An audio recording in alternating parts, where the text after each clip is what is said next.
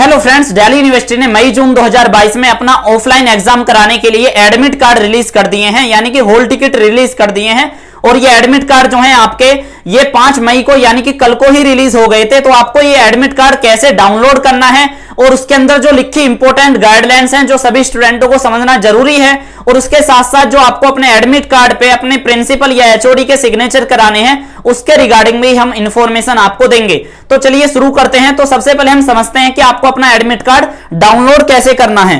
तो देखिएगा, डाउनलोड करने के लिए आपको बस क्या करना है कि जिस पोर्टल पे आपने अपना एग्जामिनेशन फॉर्म भरा था उसी वाले पोर्टल पे आपको अपना एडमिट कार्ड डाउनलोड करना है, जिसके लिए आपको गूगल पे सर्च करना है SLC UOD।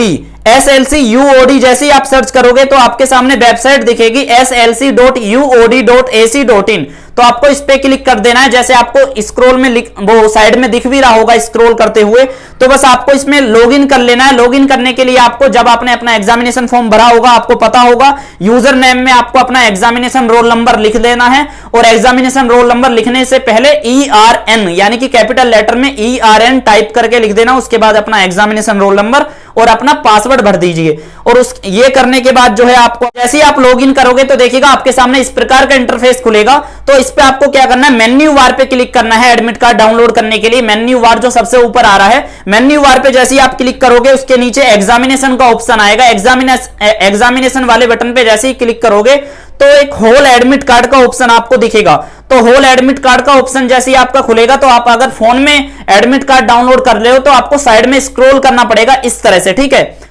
तो व्यू वाले बटन पे आपको क्लिक करना है, यानी कि लेफ्ट हैंड की तरफ आपको स्क्रॉल करना पड़ेगा इस तरह से, और व्यू वाले बटन पे आपको क्लिक करना है। तो जैसे ही आप व्यू वाले बटन पे क्लिक करोगे तो आपके सामने आपका एडमिट कार्ड दिख जाएगा। और हाँ, एडमिट कार्ड के रिगार्डिंग एक ये इंफॉर्मेशन दे दूं कि जो अब एडमिट कार्ड डाउनलोड हो रहे हैं यानी कि 6 तारीख को आज से, तो उसके अंदर क्या है कि ड्राफ्ट चेंज हो गया है एडमिट कार्ड का। उसके अंदर मदर या फादर और स्टूडेंट के जो नाम थे हिंदी में उन सभी का ऑप्शन भी हटा दिया है, और हिंदी में किसी का भी कुछ भी नाम नहीं आ रहा है, क्योंकि मात्राओं में काफी ज्यादा सॉफ्टवेयर में जो दिल्ली यूनिवर्सिटी का सॉफ्टवेयर है उसमें कहीं ना कहीं जो ड्राफ्ट हुआ है दिल्ली यूनिवर्सिटी का एडमिट कार्ड उसमें मात्राओं में काफी गड़बड़ थी हिंदी के फॉन्ट में, तो इसलिए कहीं ना कहीं हटाना पड़ा। लेकिन 5 मई को जो मेरा एडमिट कार्ड डाउनलोड हुआ था वो भी मैं आपको साइड में दिखा दूंगा, दोनों एडमिट कार्ड। और जो अब डाउनलोड हुआ है तो देखिएगा इसके अंदर जो है माता पिता या आपका नाम जो है हिंदी में आपको नहीं देखने के लिए मिलेगा, क्योंकि हिंदी में काफी सारे स्टूडेंट का एरर आ रहा था, ठीक है। लेकिन आपकी मार्कशीट में आपको हिंदी में नाम देखने के लिए मिलेगा, उसकी आपको टेंशन नहीं लेनी है, ठीक है। तो देखिएगा इसके बाद आपको अब क्या करना है कि ये देखना है कि आपका वेरीफाइड लिखा हुआ आ रहा है या नहीं आ रहा है, ठीक है। तो वेरीफाइड जो है सबसे ऊपर जो है देखिएगा, आप देखोगे राइट हैंड पे वेरीफाइड का ऑप्शन आपको देखेगा, तो आपको देखना पड़ेगा वेरीफाइड आपका स्टेटस है। यदि आपका पेंडिंग स्टेटस आ रहा है तो आपको अपने कॉलेज में कांटेक्ट करने की जरूरत है। तो कॉलेज वाले आपको बता देंगे कि आपका वेरीफाइड क्यों नहीं हुआ है और करवाने के लिए आपको क्या करना पड़ेगा, ठीक है। अगर आपका वेरीफाइड नहीं आ रहा है स्टेटस या पेंडिंग आ रहा है, ठीक है, या तो पेंडिंग उस शर्त में आ सकता है कि आपने अभी हाल ही फिलहाल में जो 3 तारीख तक लास्ट डेट भरी थी उस दिन अपना एग्जामिनेशन फॉर्म भरा हो, इसलिए आपका पेंडिंग आ रहा होगा, आप इंतजार कर लीजिए। वरना आपका अगर वेरीफाइड नहीं हो रहा है तो कॉलेज से जरूर कांटेक्ट करें, ठीक है। और आप अपनी बाकी की डिटेल्स जरूर देख लें कि आपने जो अपने पेपर सिलेक्ट करे थे वो सही सिलेक्ट करे थे या नहीं। और हाँ, बहुत सारे स्टूडेंटों ने ओसी वाला पेपर सिलेक्ट कर लिया था जिसके पेपर के नाम में ओसी लिखा हुआ था। तो ध्यान रखें, ओसी वाला पेपर उन स्टूडेंटों को सिलेक्ट करना था जिनका एडमिशन 2019 से पहले हुआ है, ठीक है। यानी कि जो इस दौरान अब एक्स स्टूडेंट के हैं, यानी कि जो हमारे सेकंड ईयर में है इस दौरान स्टूडेंट और या थर्ड ईयर में है, उनको ओसी वाला पेपर नहीं सिलेक्ट करना था, ठीक है। अगर आपका गलती से हो गया है तो आप इसके लिए भी कॉलेज से एक बार जरूर कांटेक्ट कर लें। और देखिएगा अब हम बात करते हैं गाइडलाइंस की। तो इसके अंदर जो गाइडलाइंस लिखी गई हैं, सबसे पहले फर्स्ट पेज पे ही अंडरटेकिंग लिखी हुई है और 2 पेज का आपका ये एडमिट कार्ड है। तो अंडरटेकिंग में क्या क्या लिखा हुआ है वो मैं अब आपको बता देता हूं। तो देखिएगा एडमिट कार्ड के अंदर अंडरटेकिंग में ये लिखा हुआ है, सबसे पहला पॉइंट, तो यदि एडमिट कार्ड की डिटेल्स गलत पाई जाती हैं तो आपका रिजल्ट रोक दिया जाएगा। जी हां, आपका रोक दिया जाएगा और किसी भी स्थिति में डिक्लेयर नहीं किया जाएगा, ठीक है। मतलब कि एडमिट कार्ड के अंदर डिटेल्स कैसी गलत होंगी कि भाई आपने मम्मी पापा का नाम गलत चढ़ा दिया, ठीक है, पूरा ही गलत चढ़ दिया, और हिंदी में भी काफी ज्यादा वो कर दी, पूरी शब्द ही चेंज कर दिया। तो इस बात का ध्यान रखें कि रिजल्ट आपका रोक दिया जाए और किसी भी स्थिति में डिक्लेयर नहीं किया जाएगा। ये पहले ही पॉइंट में इन्होंने लिख दिया है। और एक पॉइंट हो रहा है इंपॉर्टेंट, उसमें इन्होंने ये लिखा है कि यदि आपने अपनी एग्जामिनेशन फीस नहीं भरी है तो भी आपका रिजल्ट रोका जा सकता है। जी हां, रोका जा सकता है अगर आपने अपनी एग्जामिनेशन फीस नहीं भरी है। देखिएगा एग्जामिनेशन फीस के अंदर जो ना काफी ज्यादा लोचा है। मामला यह है कि बहुत सारे देखिएगा कॉलेजों ने अपनी एग्जामिनेशन फीस जो है एडमिशन के वक्त ही ले ली थी और बहुत सारे स्टूडेंटों ने अपनी 510 रुपए जो पोर्टल पे एग्जामिनेशन फीस पे करनी थी वो नहीं करी और कॉलेज वालों ने अपनी तरफ से भर दी है। तो इसका सीधा सा मामला यह है कि जो आपको ये 510 रुपए जो दोस्तों आपने अपनी तरफ से भी भर दी और एडमिशन के वक्त आपने अपनी 9-10 हजार रुपए या 5,000 रुपए जितनी भी आपकी कॉलेज की फीस जाती है वो भी आपने भर दी थी। तो लेकिन मामला ये रहेगा कि अगर आपने भर दी थी अपने कॉलेज में और आपने अपनी ऑनलाइन भी भर दी तो ये आपको फीस वापस मिल जाएगी कॉलेज के द्वारा, यानी कि पिछले सेमेस्टर भी आपने भरी थी और इस सेमेस्टर भी भर दी तो 510 1020 रुपए आपको मिल जाएंगे वापसी। लेकिन ये था कि जिनका कॉलेज जो है एग्जामिनेशन फीस जो है लेता है, जिनका कॉलेज एग्जामिनेशन फीस और उन्होंने भी 510 रुपए नहीं पे करे थे किसी कारण से और उनका भी एडमिट कार्ड आ चुका है और वेरीफाइड भी हो चुका है, तो वो टेंशन ना लें क्योंकि आपकी जो फीस है वो कॉलेज ने आपके एडमिशन फीस के साथ जो आपने एग्जामिनेशन फीस पे करी थी उसमें से काट के पे कर दी है, ठीक है।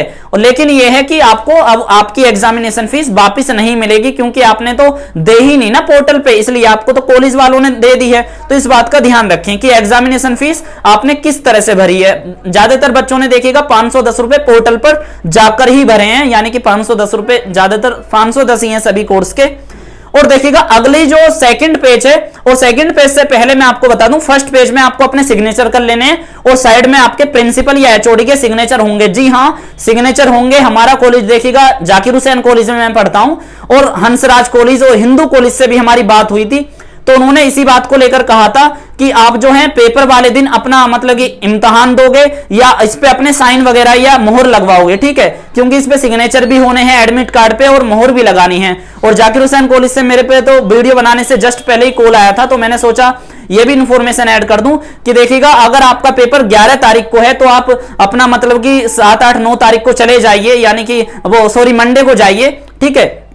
7 तारीख तो क्योंकि कल की है और कल शनिवार या संडे को तो कॉलेज ही बंद रहते हैं, शनिवार को भी, तो आप सोमवार या मंगलवार को जाइए। अगर आपका 13 तारीख को पेपर है तो आपको आपका मतलब आपको टाइम है तो आप चले ही जाओगे, ठीक है। अगर आप देखिएगा दिल्ली से बाहर रहते हो तो आप अपना पहले टिकट करवा लीजिए और जल्दी आइए। ऐसा ही नहीं कि भाई पहले पेपर वाले दिन ही आप आओगे दिल्ली के अंदर अपना पेपर दोगे, क्योंकि एडमिट कार्ड पे देखिएगा साइन और आपके प्रिंसिपल का मोहर लगना जरूरी है। क्योंकि ये कॉलेजों ने, मैंने देखिएगा 3 कॉलेजों से बात करी है तो देखिएगा आपको ये साइन करवाने जरूरी हैं। पर यह है कि बहुत सारे कॉलेज हो सकता है कि सोमवार तक ना करें, वो मंगल से करना स्टार्ट कर रहे हैं, यानी कि ट्यूसडे से। तो ट्यूसडे से आप कोशिश करिएगा कि ट्यूसडे से कॉलेज चले जाएं या मंडे को चले जाएं, ठीक है। क्योंकि देखिएगा हम आज ही अपने कॉलेज गए थे 6 तारीख को, तो कॉलेज वालों को समझ में ही नहीं आ रहा था कि साइन करने भी हैं।